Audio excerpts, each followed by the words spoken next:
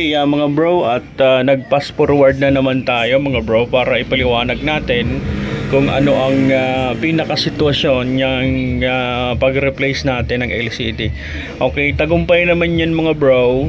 At yun, nililinisan natin yan yung casing. Kaso ang naging issue lang yan mga bro ay nagbili sila sa Shopee siguro o Lazada.